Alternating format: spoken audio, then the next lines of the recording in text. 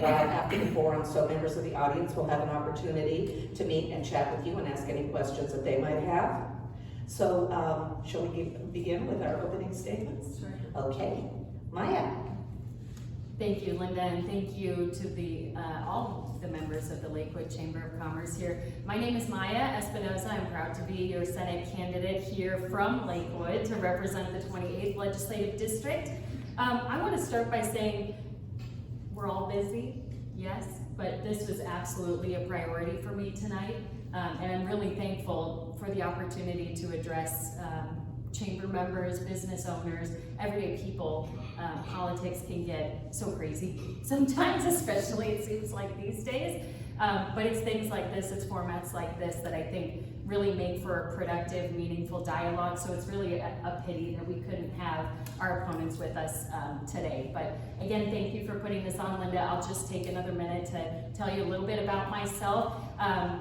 And why, of course, I think you should vote for me. My name, again, is Maia Espinoza. That's my married name. Diaz was my dad's last name, and before my parents got married, I was a Garcia. So I come from a diverse background of Latino heritage, but proudly grew up in a military family and was born on a military base, lived all over the United States, and found home in Washington State. And I wasn't really expecting that when I came here. I've lived in Seattle, I've lived in Olympia, but Lakewood is home to me and my family. It's where, excuse me, we decided to plant roots, start a family, and start a few businesses.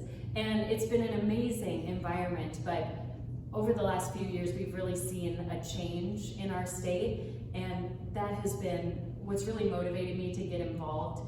A few years ago, 6 or 7 years ago now, I founded the Center for Latino Leadership to help the Latino community across Washington get more engaged and involved in local government, just because I saw a need there.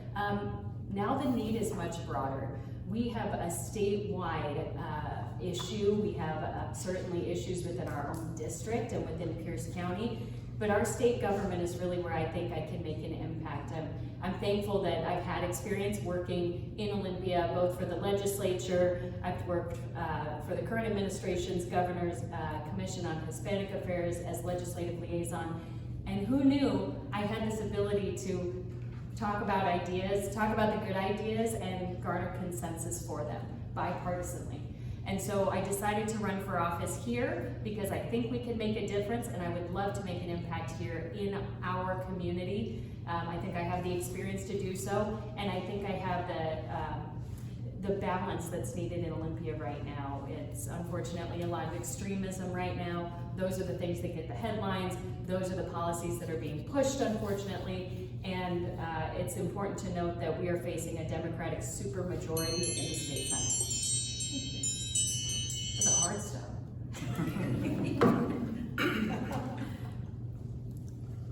All right, hello everyone. Thank you for being here. I'm glad to be here and happy to see everyone here. My name is Gabe Sachwitz. I am running for state representative here in District 28 for position 1. I am currently a math teacher, volunteer firefighter.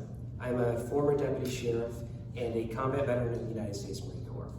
I'm not just another name on the ballot. You know, I got involved into this because I want to see change. You know, and I'm not just going to sit back and complain about it. You know, it's if you complain about something, you have to get up and do something about it. So I'm going to be that change that I want to see. You know, in some of this stuff, we all see it here in this state. We see the homeless encampments on the streets. We see our friends and our neighbors. They're victims of crimes, or we've experienced, or we've become a victim of crime ourselves.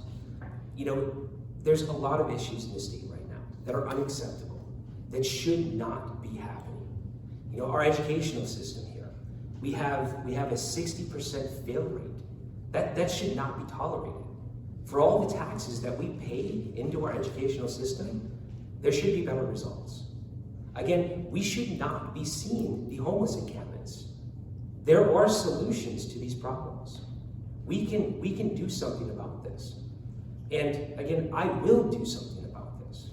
I'm not going to stand by. I've never just stood by and just let things continue to decay. I get up and I do something, and I get the job done. My name is Gabe Sachwitz, and I want to be your next representative here in District 28. Thank you.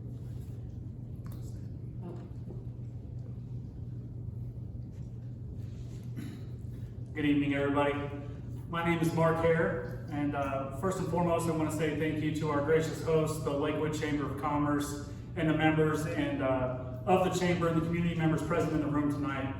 As Maya said earlier, we all live busy lives, and the fact that you've taken time out of your schedule to be here this evening with us speaks volumes about your character and your community and our community.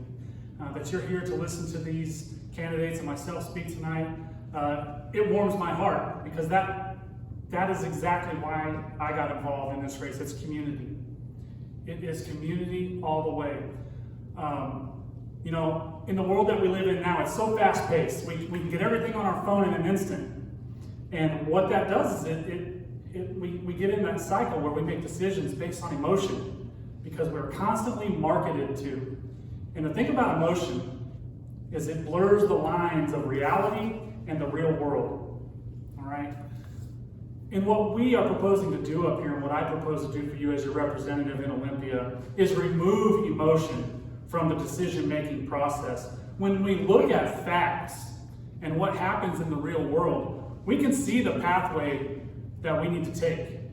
The problem is, like I said, when that emotion bleeds down on top of us and we get a message thrown onto us from every direction constantly, that can be problematic for the way that we view the world. We, in this room, primarily live here in Lakewood, which is a phenomenal community, as I pointed out earlier. We're blessed with policymakers, both at the local level and higher, that have created a great environment for us. But folks, I can tell you, that is not the entire state of Washington. It's not like this everywhere, where it feels good to be part of the community that you're in. There are folks who are not feeling that. I spent 18 years in the United States Army. I've been out of the Army and been involved in the business world for the last 6 years. And I have developed a set of skills over that time period that I believe are going to be very beneficial for you as we fight for the things that we deserve and need in this community and across the state of Washington. And as your state representative, I will apply those skills to bring solutions for the problems that are in front of us now and will be in front of us for the foreseeable future. My name is Mark Herr, and I'm running to be your next state representative. Thank you. All righty. So let's start with your first question. Y'all have been elected, okay? It's day number 1. What is the first initiative or policy you plan to pursue if elected? Let's Gabe first. That would be Gabe first. Oh.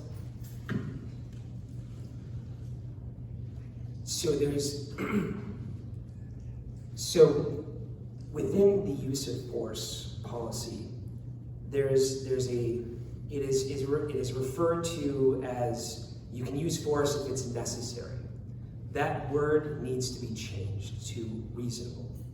And once that's changed, that allows law enforcement to actually do their job without fear of repercussion because of it.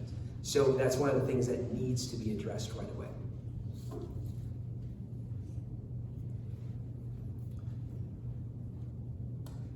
Outstanding. So on day 1, for me, priority number 1 is got to be affordable housing. This is the number 1 problem that we have in front of us at the moment that affects almost every single member of our community. And for my money, the best way to approach this problem set is to reduce the burden on home builders and developers. It costs so much money in permitting and consultations with engineers to get these home projects out of the ground. It stymies development, and that's an area where if we don't have folks ready, willing, and able to spend money for developments, those projects, they're never going to be the solution to the problem if we can't get it out of the ground. We have to pave the way for these developers to be able to bring those housing solutions to us, and the only way to do that is to change the world that they operate in and the regulations that are on top of them.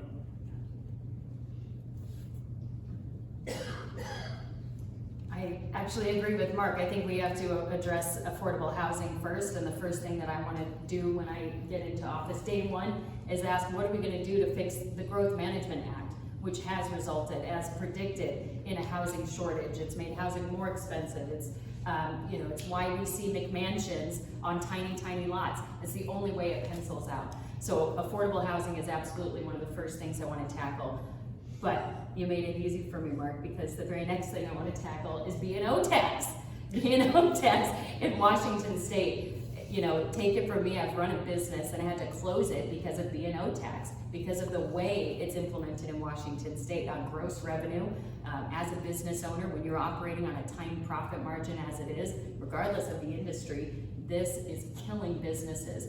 And our opponents might say, but look at all the new businesses that are coming out. Look at all the businesses that have closed over the last several years. Yes, COVID was bad for it. And we all said this would happen. You require people to stay indoors, you shut down businesses, and that's exactly what's happened. But we've had no help in terms of the overarching problem, the sustaining issue for businesses, which is the B&O tax in the state of Washington. So I would say affordable housing and taxes on businesses here. And individuals, if you look at my palm cards, it's taxes, but we've got a few ballot initiatives that'll be on the top of your ballot this year that'll address those too. Thank you. Sorry about Come in.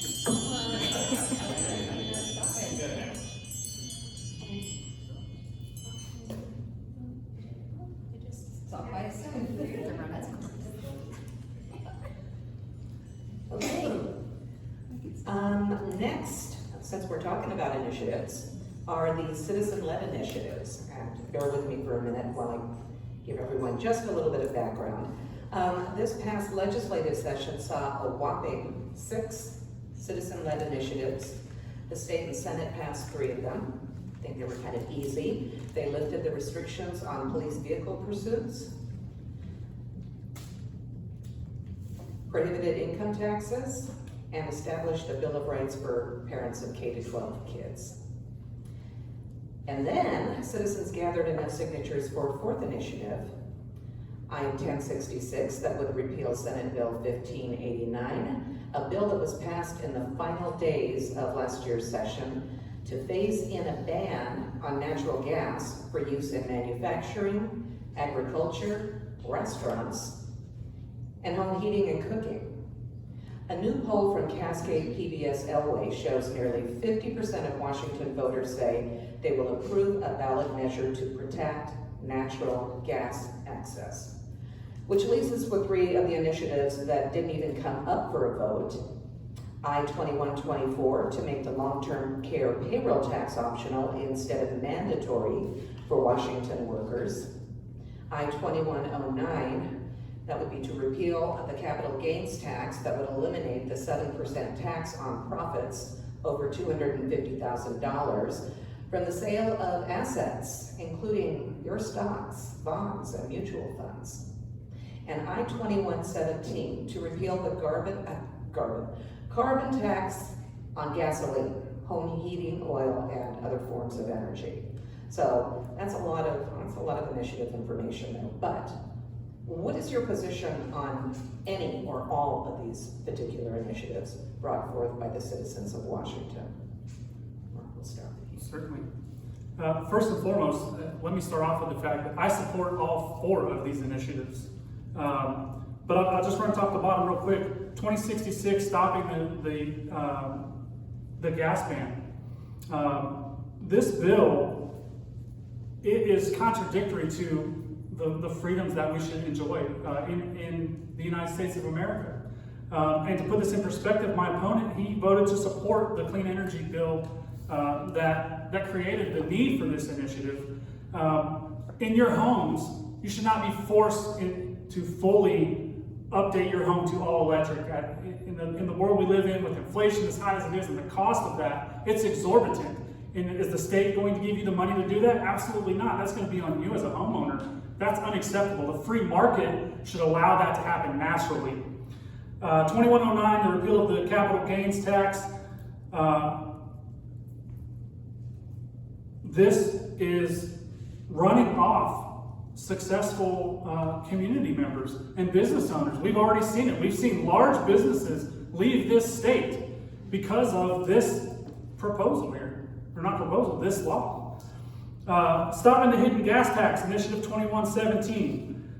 This is the Climate Commitment Act in full force. It has done nothing to curb carbon emissions. As a matter of fact, it has driven up the cost of gasoline by nearly 50 cents per gallon, and total energy costs by 40%. I would also like to point out that my opponent supported the law that makes this initiative so important. Thank you. Yeah, thank you for that question. This is such an important topic because it's the first thing on your ballot, guys, so don't skip over those initiatives. Number one, to Mark's point, our opponents support all of these reasons or all of these issues that are now on the ballot that we had to gather signatures to get on the ballot. So yes, I support all of these initiatives and my opponent does not. I'd also like to say that it's pretty sad that we have to go through a citizens initiative process to address some of this stuff, and it's very telling when you can pass 3 of them through the legislature because they're no-brainers. Of course we want police to do their jobs. Of course we support parents and their Bill of Rights. Ridiculous, but thankfully we do have a citizens initiative, and look at your gubernatorial candidates. There are differences there as well. The third thing I'd like to mention is that with this carbon tax, there's a lot of fear mongering right now that this will strip away transportation dollars if we remove the carbon tax. Absolutely false. We need to make sure that gas tax goes to transportation funding, and our state already can't figure out how to work this tax. There's supposed to be an exemption for agriculture with the carbon tax. They literally haven't figured out how to do it. So agriculture is currently paying this tax. That's why I'm proud to be endorsed by much of the ag industry in this state, including Farm Bureau and every other kind of specific industry. Fourth, Mark, you used the term update our houses. I don't think it's updating or advancing energy choices by reducing the number of energy options that we have. So I support all the initiatives. But the one thing that's great about this state, one, it's a beautiful state. The other thing is I love the Constitution for this state. And the initiative process is amazing, right? This gives the power to the people to decide. Whether or not I support the initiatives or don't support the initiatives becomes irrelevant. It's up to the people. And I love that, right? It's so that legislators, if they go in some sort of radical direction and pass some feel-good idea, well, the people have an option to stop that, or at least an option to vote on that. And I support that 100%. Great. Okay, next question. Washington's economy is recovering, but certain sectors, especially small businesses, continue to face challenges with rising costs and workforce shortages. How do you plan to support economic growth in the 28th District, the state of Washington, particularly for small businesses that are still recovering from the effects of the pandemic? Absolutely. Thank you for that question. And again, I think the first thing that I would address is the B&O tax. That one continues to hurt small business and start new businesses the hardest. We are still recovering coming out of the pandemic. We have to make it easier on consumers to be able to shop and be able to buy from our businesses, to be able to choose local products. We no longer have the luxury of saying, oh, I'll buy local to support a local business. We say, what can we afford this month? This is how bad it's gotten. Between gas, groceries, inflation nationally, Washington State is one of a handful. We may be the only state in the nation to date that has not offered any sort of inflation reduction support by way of, be it a tax break. California's offered tax breaks twice since the pandemic. we in the state of Washington have continued to increase taxes and we've added new ones, increased rates and added new forms of taxes. So by making it easier on consumers, we also make it easier for consumers to shop locally, and we need to address the B&O tax and regulations on small businesses. So I've never been a small business owner at all, and I've just been a public servant my entire life. But the one thing I have done is anybody that does have a business, I've always asked them, you know, what would you want the state of Washington to do, right? Explain to me something that's burdensome. And the thing that I keep hearing over and over and over again, actually every single time I ask a business owner, is the B&O tax, right? That's what they keep saying. So that is a real issue, and I guess it's a real problem. So that needs to be addressed.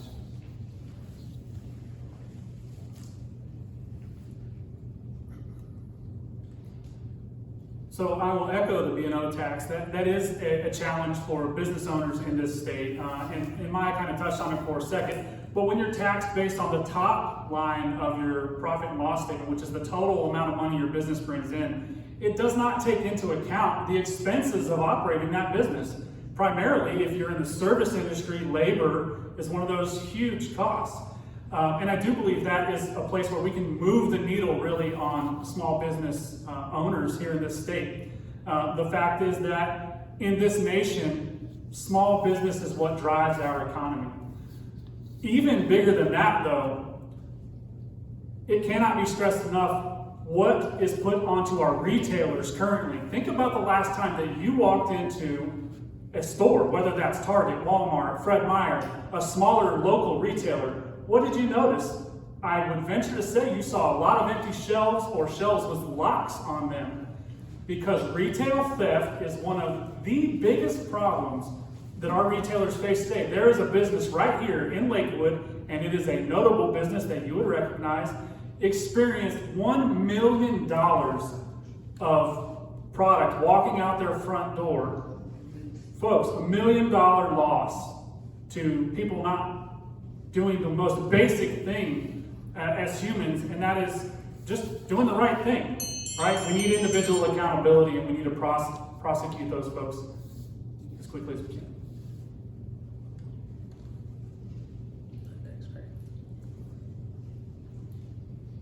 Much like Washington, the 28th district faces an affordable housing crisis. How would you work with developers and local governments to ensure a mix of affordable and market rate housing is available?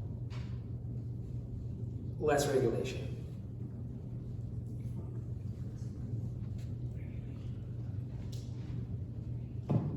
Outstanding.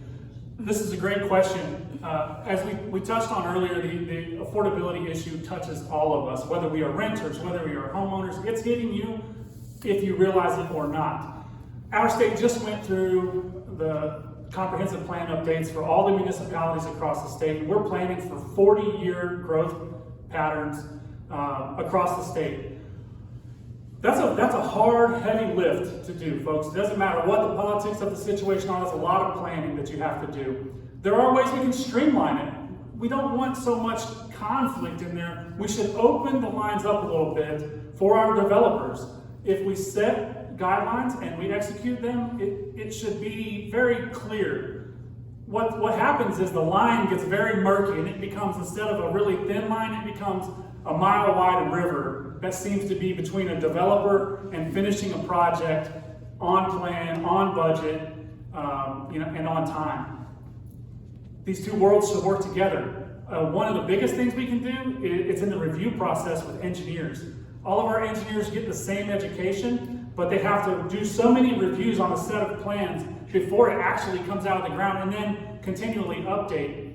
As we move through that process, we need to find ways to streamline and create efficiencies in the planning and development phases so that our developers can actually move a project through in a timely manner and on budget. Yeah, as both Mark and I had mentioned, this continues to be just a pervasive issue, this affordable housing issue. Number one, I think we need to make it attractive again to move into Washington, not out of Washington. We will continue to attract builders and developers.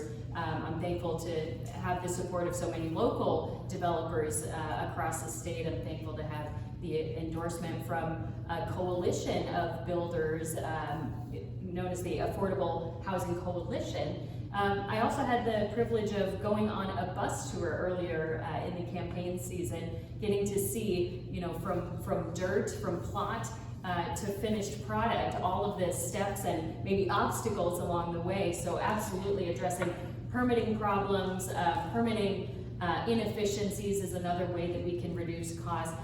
There are also creative solutions that I've seen floated, and these haven't always passed, but things like deferred impact fees can be one way to help alleviate the burden on builders and developers. And we all know that more housing in a free market, if we own a business or you took Econ 101, rent control is not the solution, it's more housing, more supply in the market. So absolutely, by finding these partners within the industry to be able to move these good ideas forward, we'll create more affordable housing, and hopefully faster turnaround times too.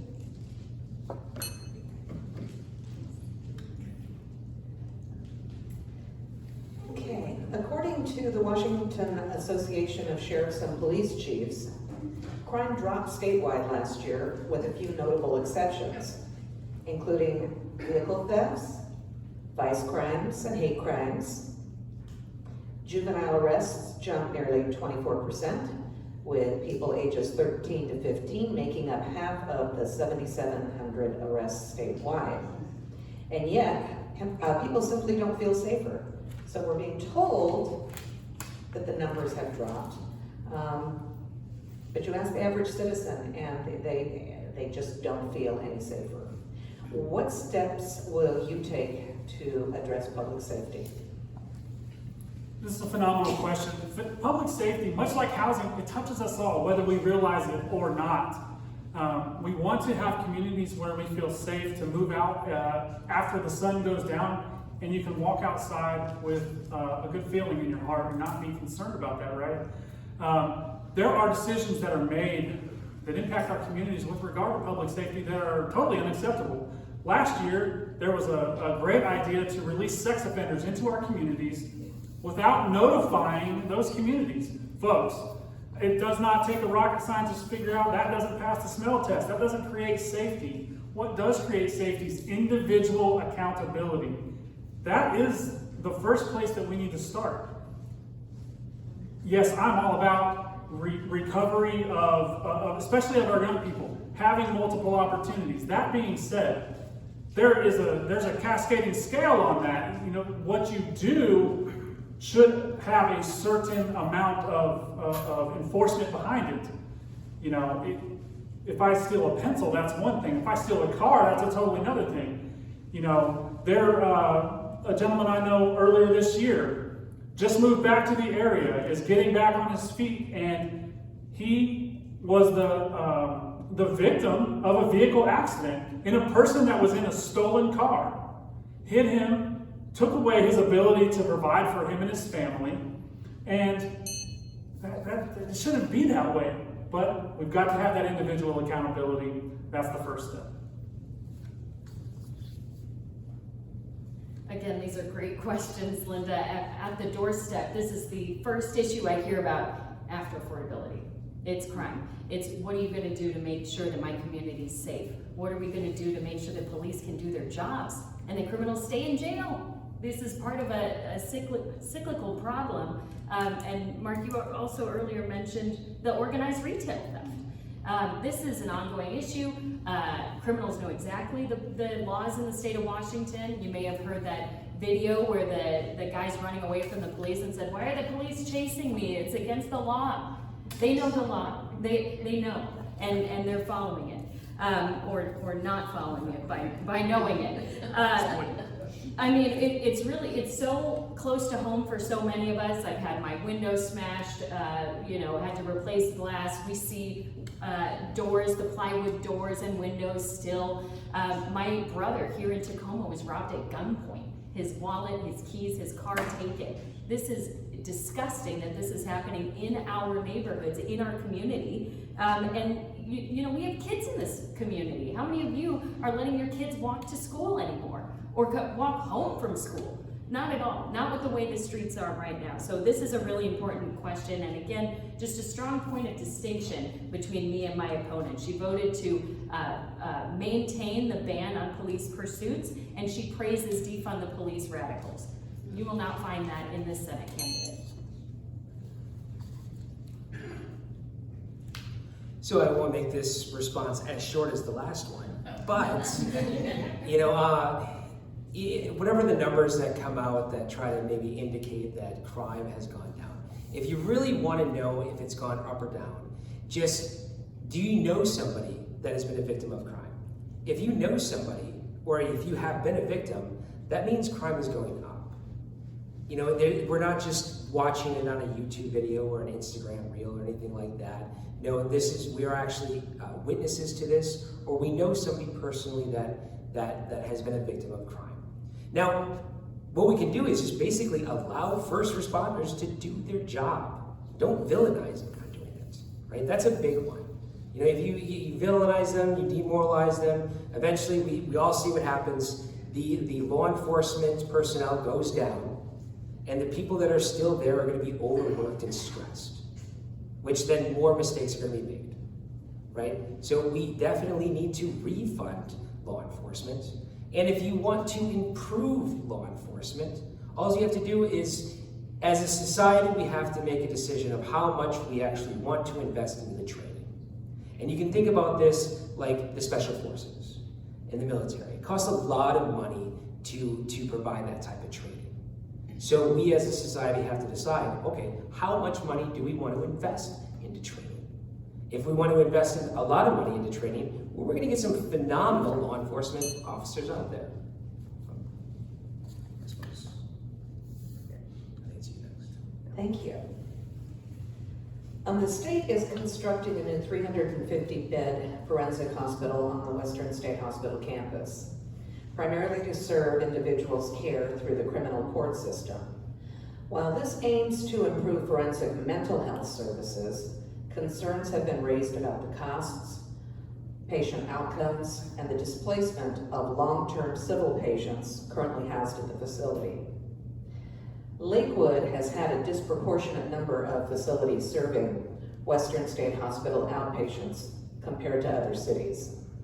The state legislature has indeed made statements about rehousing patients discharged from Western State Hospital back into their home communities. This commitment was meant to ensure that individuals would be reintegrated into areas where they had existing support networks.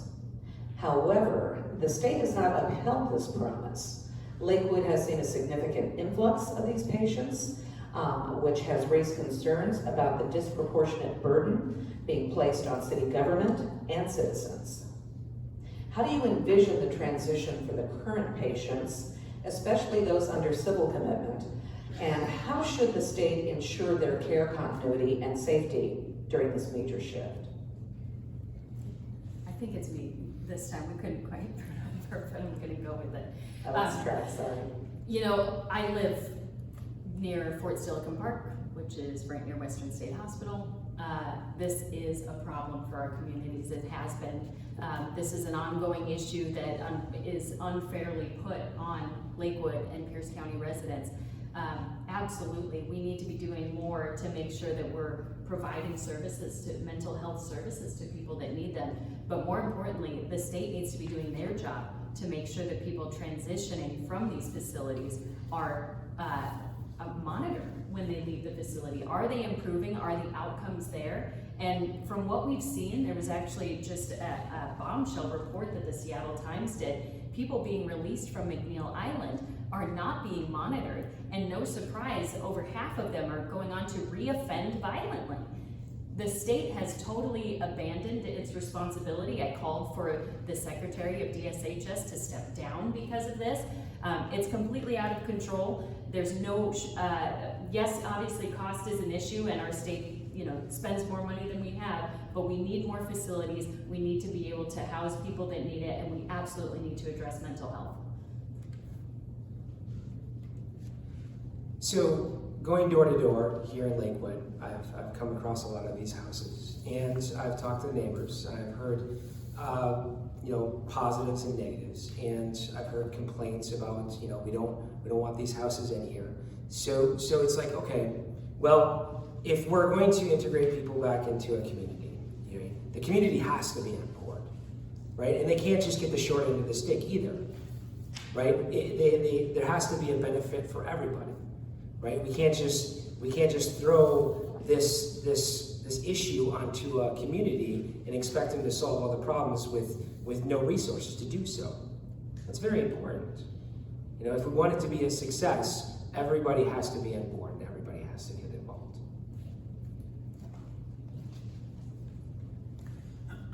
Excuse me. Linda, thank you for this question. The issue at hand is we're humans. We want to help other humans by nature, and we should want to do that. The question is, if we only go halfway, are we really helping? And what I mean by that is a plan is only as good as it is executed. If we stop halfway through the plan and we don't bring it all the way to fruition, have we completed our goal? I think not. So if we have to reduce the number of people that we're helping in order to get them all the way to the end of that planned pipeline, if you will, or treatment plan, we should consider that. There is an undue burden put on this particular community throughout this, and it's the entire state pouring into us. Is this a zero-sum game? Folks, mental health issues are hugely affected across the entire nation, across the whole population. And it doesn't see how much you make or what your job or profession is. When we have the ability to help these folks, we need to do it, but we need to help them all the way. We cannot just go halfway. We have to provide the resources to push them all the way to completion, and then follow up. That is the key to any plan, is the follow up and the follow through on that plan. If we are not following up and following through like we said we were going to do, we have something to look at back at ourselves.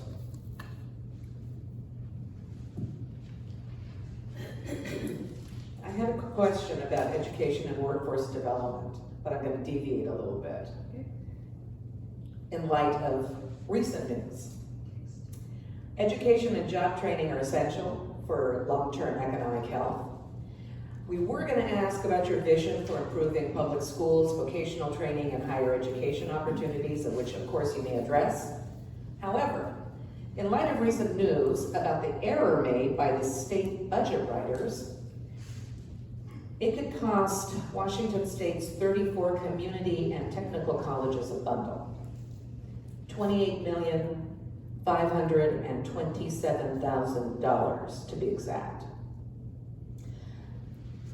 The governor's office wants to claw back those monies during next year's legislative session. And college leaders say that that would lead to layouts and program cuts because the money has already been allocated. Last month, the Office of Financial Management informed officials at the State Board for Community and Technical Colleges that a $28 million appropriation had been duplicated and needs to be unallocated to the colleges. So first, how should the legislature handle this error in 2025? Secondly, what can the legislature do to ensure successful workforce development programs in our district?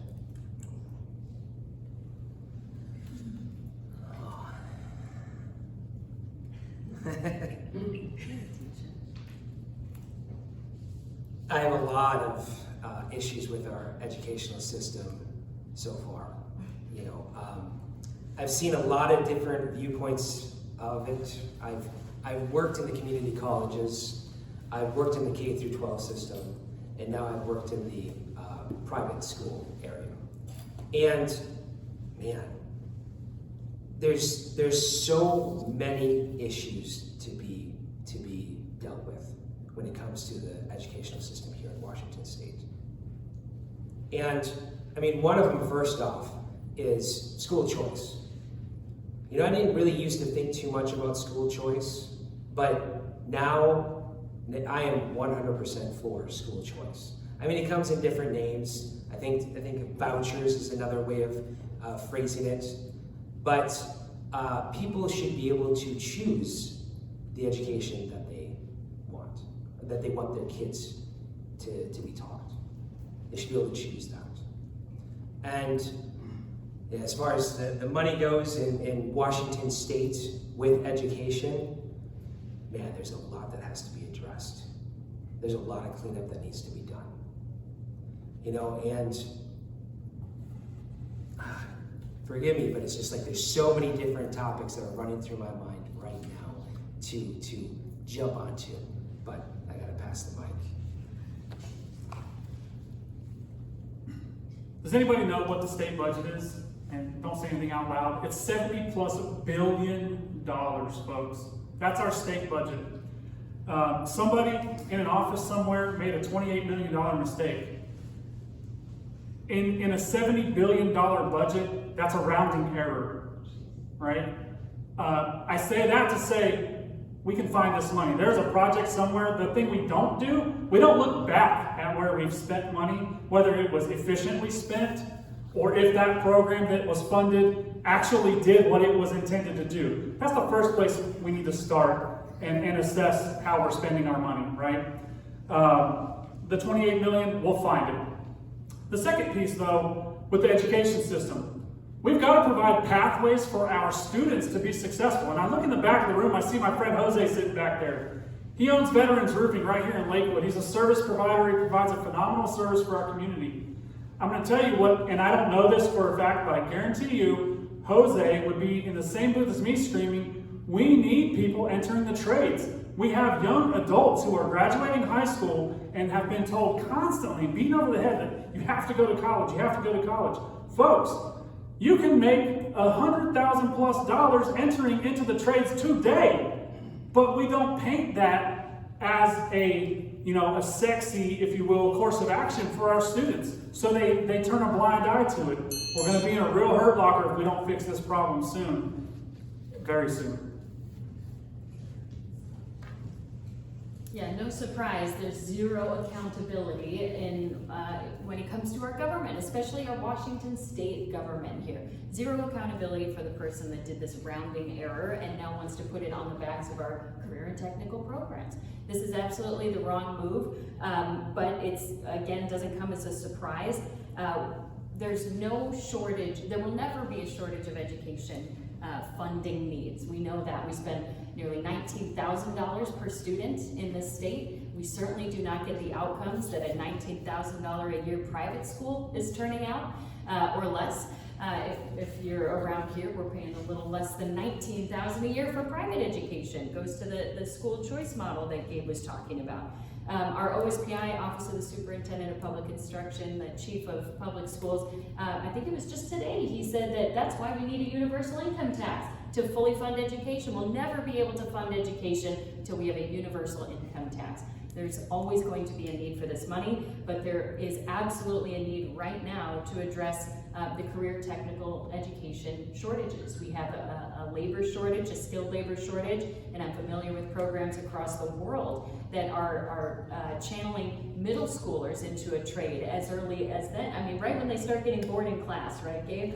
Get them in wood shop, get them measuring, learning how to use a tape measure. The amount of remediation that has to happen, as I'm sure Jose knows, once you're hiring people, is really sad, and it shows in our education system. Thanks for that question, too. Homelessness remains a critical issue. Many residents are concerned about the lack of affordable housing, mental health support, and addiction services contributing to the problem. Well, what specific actions would you take to address homelessness in the 20th district, particularly ensuring support services for the homeless population? Again, great question. This is another issue that touches all of us directly. There is the Village Project right now is happening in Spanaway, just down the road from us, which is collecting resources and putting it close to the population that is most at need. That is one approach that's helping chip away at this problem. It's like a thread. These things are all interconnected. The affordability issue, the income issue, the mental health and drug abuse issues that are rampant in our communities, they all tie together. We can fix any one of these and we'll probably still have all those other problems. This is a multifaceted, multi-planed approach that there is not just one magic bullet that's going to fix any one of these issues, folks. It is a layered effect that we will continue to have to work on this for years and generations into our future, because that's the space that we're in. We owe that to our community members, our friends and family. Fentanyl, number one issue right now in the drug world that is affecting us. I guarantee you, your family somehow is affected by the fentanyl issue. You may not even realize it just yet. And then I'm going to come back to individual accountability when it comes to the drug issue. If we continue to provide pathways for drug use, we are continuing to fuel our own problems. Mark's absolutely right. And again, this could not be more distinct from my opponent in particular. Our state policies have invited and created this problem in our state.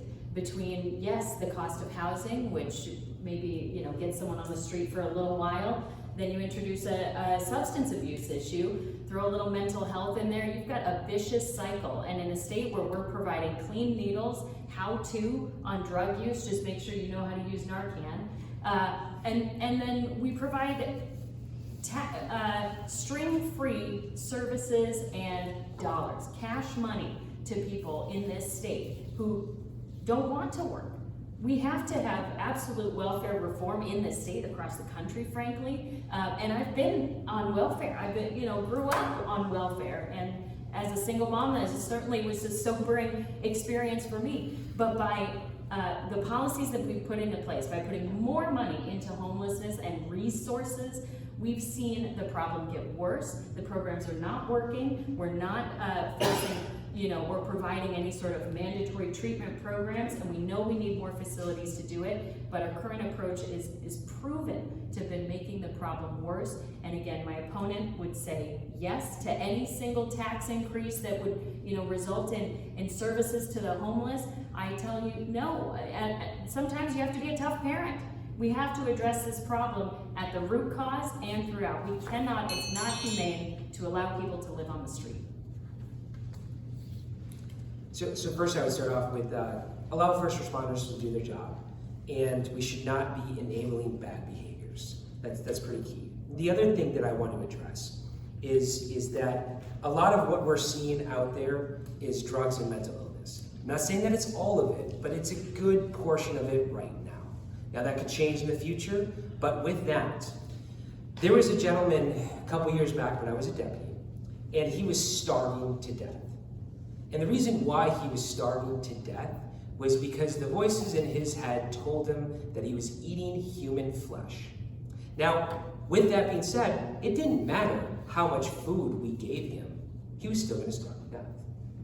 Because there's a serious mental issue that has to be addressed, right? So with this, the mental illness and the drugs that are out there, there are underlying issues that we must address. Just giving housing is not going to solve the problem, and it's not going to go away. Just like giving this guy all the food in the world is not going to prevent him from starving to death.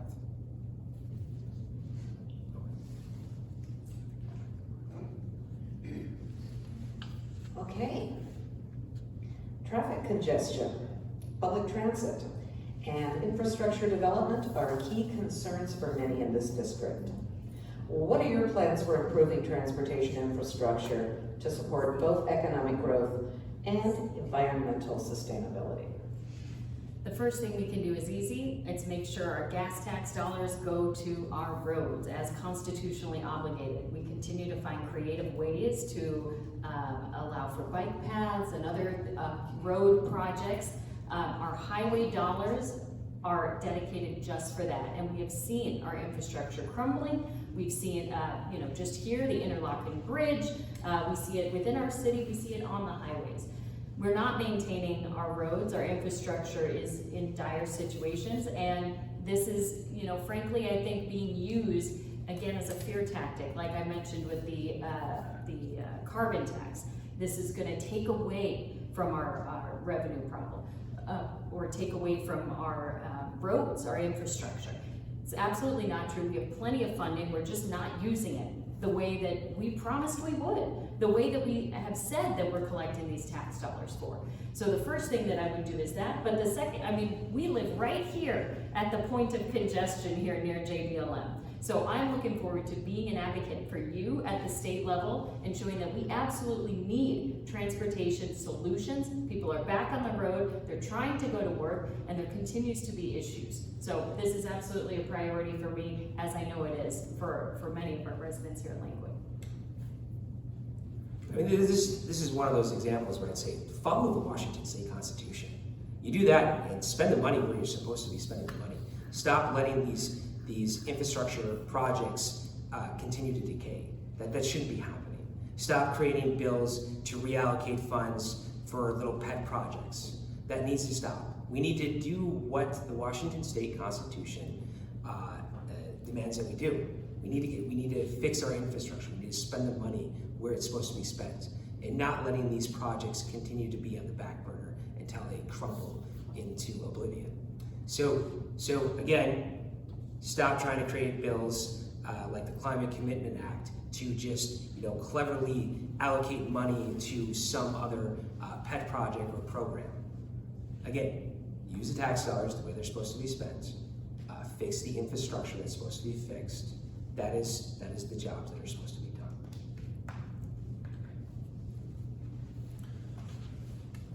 In this state, we do not have a revenue generation problem. We have a spending problem, right? And we have some planning problems intrinsic inside of that. You may not realize this, and the average person probably doesn't.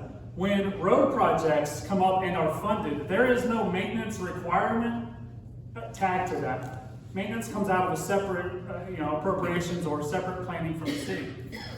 And to me, just on a very basic level, that seems problematic because there's always going to be 50 red lights flashing for a project that needs more money.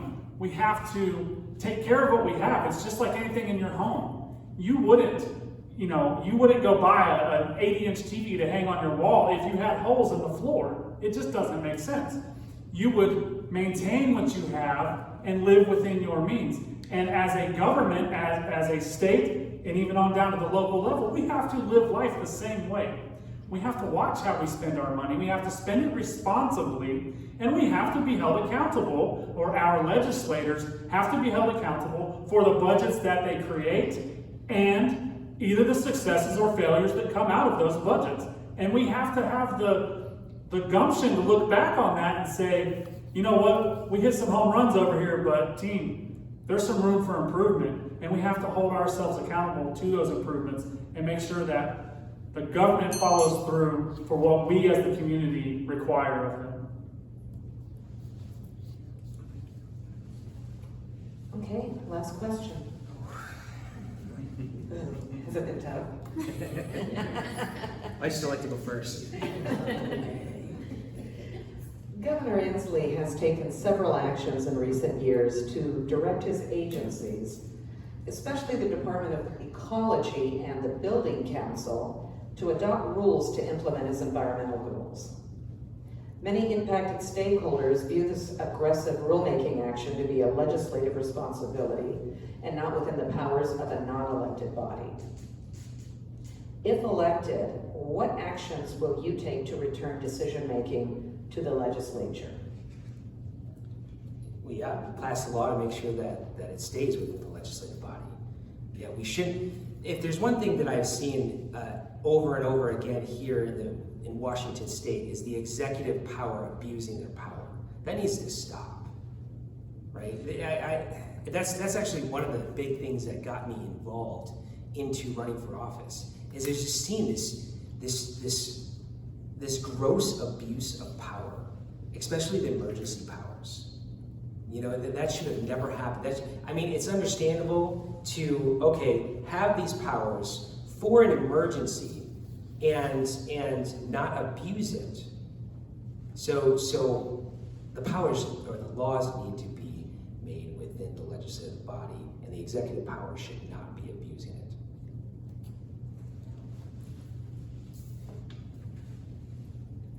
The framers of the Constitution of this great nation, they had a phenomenal view of the world. They created a system that separated the branches of government. And they created that system for a reason, because they had the foresight to understand how the system they were planning would work.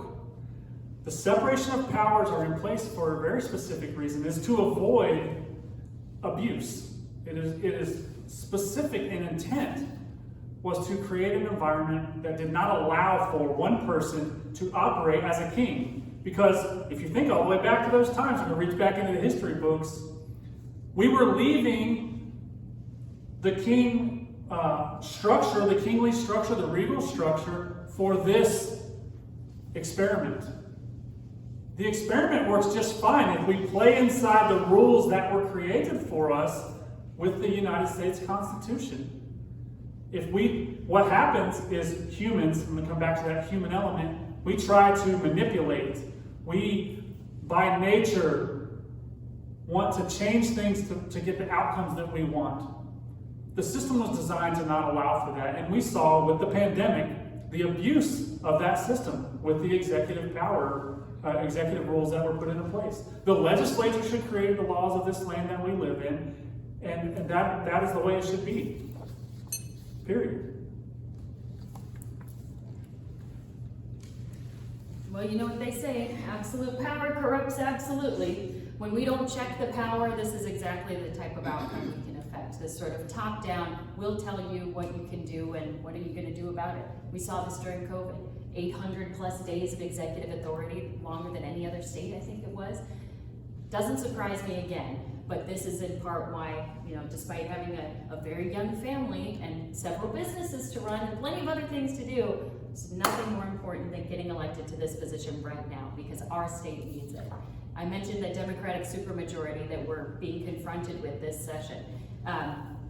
The left in this state is obsessed with climate policy. We love the environment. As Gabe mentioned, this is a beautiful state, the most beautiful state in the country, the most beautiful place in the country. That's why we lived here. That's why we chose it. We do want to keep it this way, but this top-down regulation is not the way to do it. And again, just to draw contrast between me and my opponent, she voted to ban gas cars by 2035. You guys have heard about the gas lawn equipment being banned. They wanted to ban it completely, almost did it this year. How many small businesses, how many minority-owned small businesses would be able to convert to all electric tomorrow? We've talked to them. It's not going to be possible. So there's a huge opportunity here. We want to take care of our state. We want to, go green, make sure our environment's healthy to do that. But there are ways to do that through the free market. Friends with Todd Myers, who has all sorts of policies around this. There are ways to do it through the market process versus a top-down regulation process.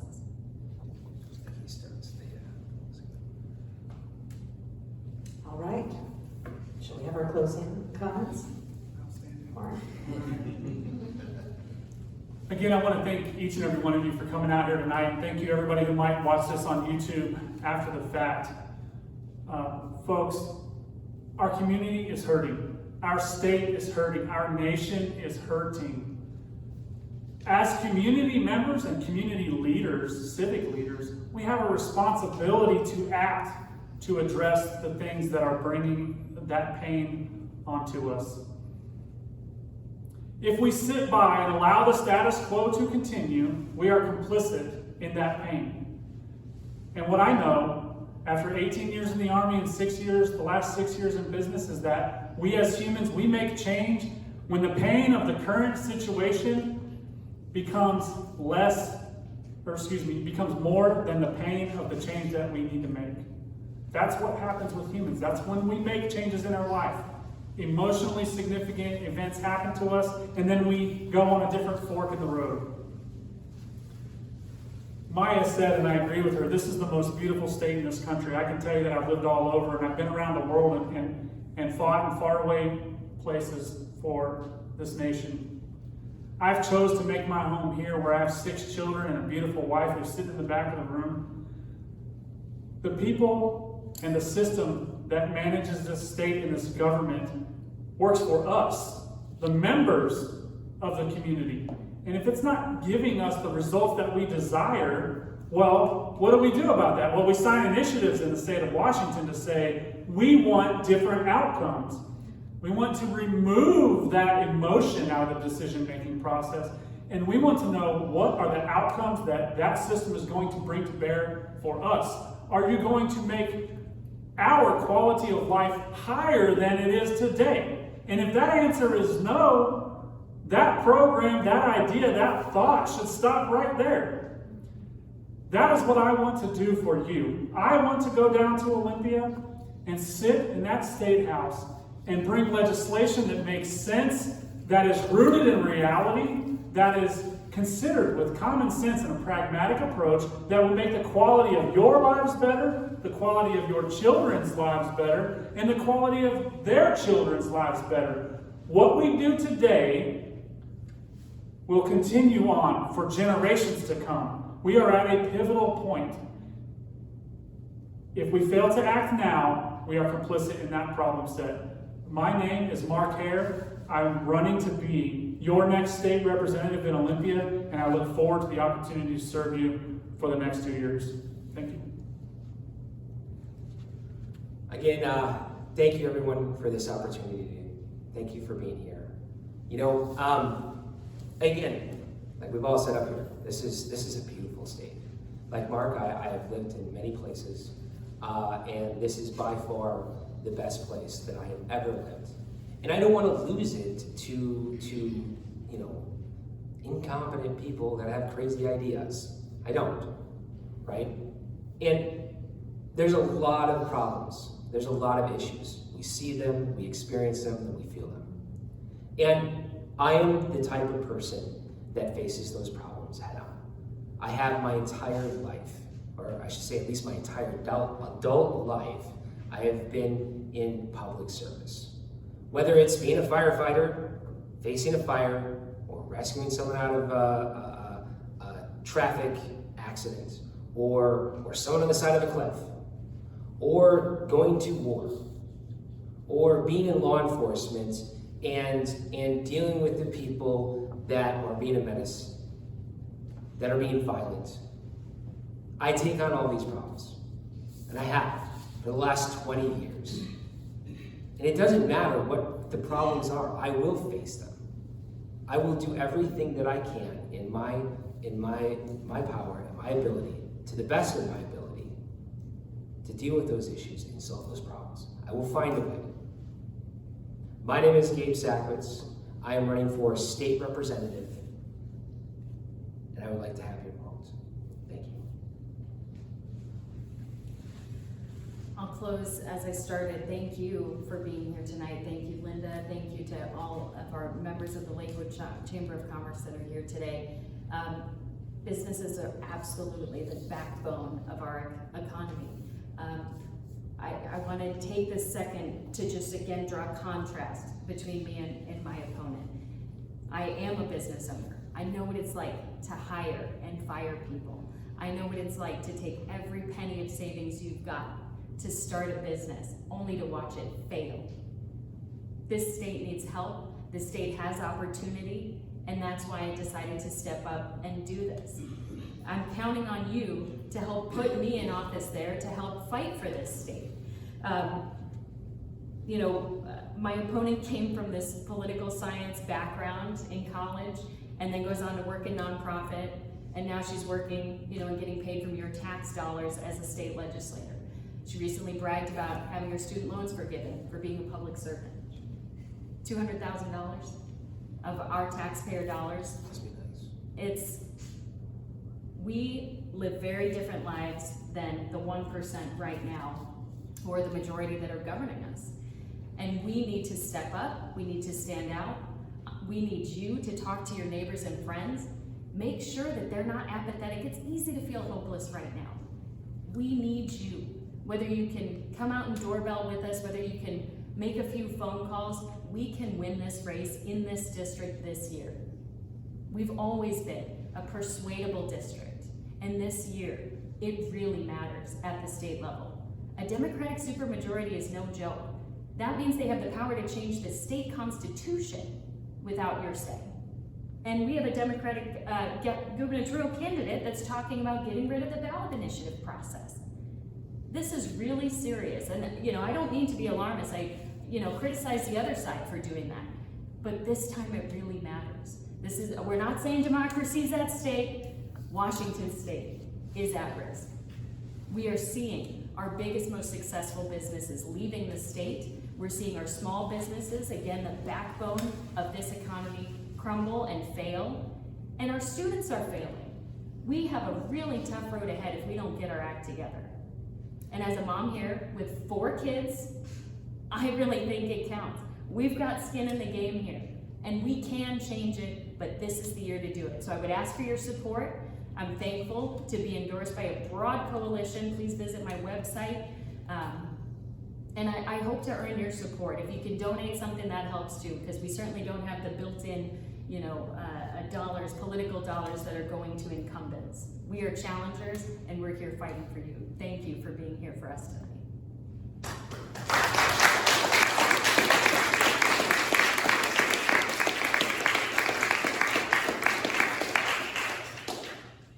I think they deserve one more round of applause.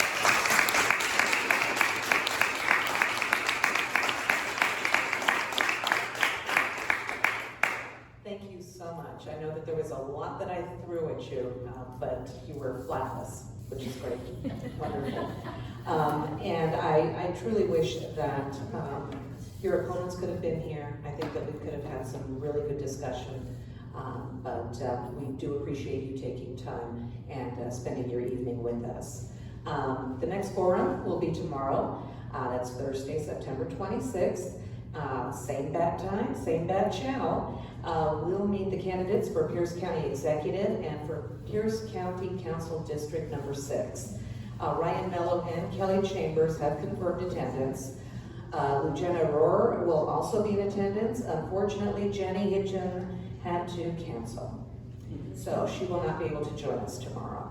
But I do hope that you'll come back and hear what your candidates have to say about Pierce County and their vision for our community and our future. And on that note, I'm going to ask you guys to stick around, have some more of that delicious coffee, right? And meet some of our guests. Thank you all once again. And thank you all for joining us tonight.